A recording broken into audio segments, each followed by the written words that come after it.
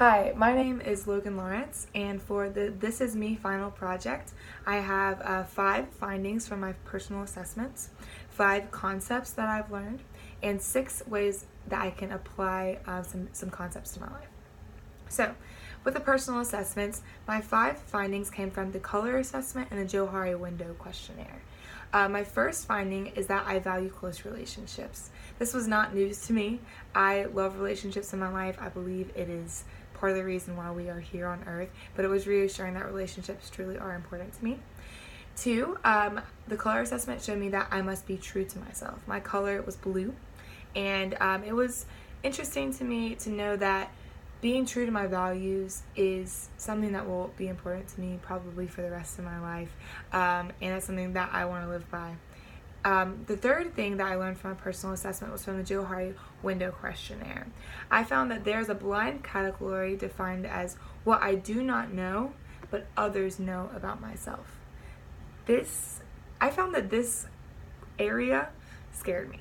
I don't like the idea of people knowing things about me that I don't know. I want to be self-aware. One time my brother was trying to diss me, and he said that I'm socially awkward, and this was news to me, and I freaked out for like an entire afternoon because I thought, I want to be self-aware. It's fine if I'm socially awkward, but I want to at least be aware that I'm socially awkward. So still working through that. Number 4, from the Johari window questionnaire, I learned that I'm sometimes more hidden than I actually perceive myself to be. I disclose information about myself to certain groups of people. Before, I thought that I was an open book, and there are times when I definitely am, but I found that certainly people who intimidate me, I tend to be a little bit more closed off to, and I don't disclose as much information as I thought that I did.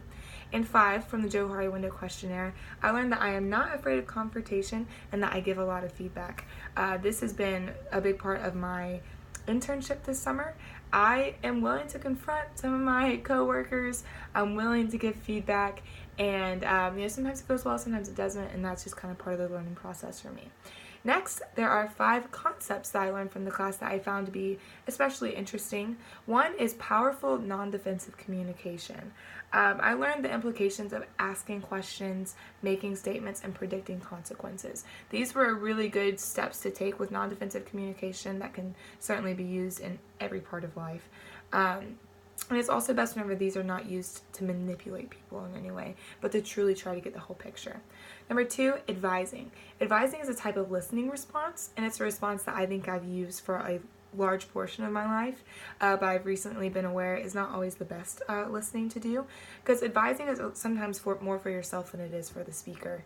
It makes you feel good whenever you advise them and you're like, oh, I just have all this wisdom, but I've found a lot more value in questioning at this point in my life instead of being someone who is just constantly trying to give advice. I think that kind of holds a sort of arrogance to it, so I'm trying to let that down.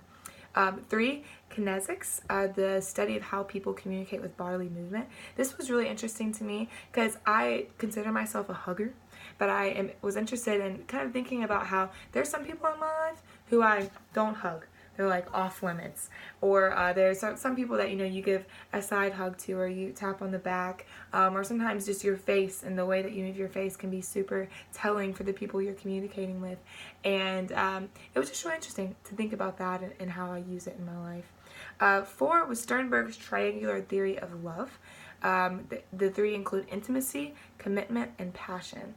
I'm in a long-distance relationship with this guy. His name is Lee Cox, and we've been together for almost 4 years, long distance for 3, and sometimes I realize that the commitment part of that triangle is there, but intimacy and passion sometimes feels like it's out the window. And so it was really interesting to me to see how those 3 work together, and maybe things that we can do in our relationship to match all 3 so that we really are learning how to love each other best. And 5, the fallacy of should. And this is attributing people's unhappiness to things because they're not perfect. They say, well, it should have been this way, or we should have done this, should have gone to that restaurant. And this was an interesting concept to me because my boyfriend does tend to shoulda, coulda, woulda things a lot. And so the fallacy of should was something that I recognize as a concept that I've already seen at work in my life. Now, finally, I have 6 applications for my personal and professional life from concepts through the course. First is the fallacy of overgeneralization.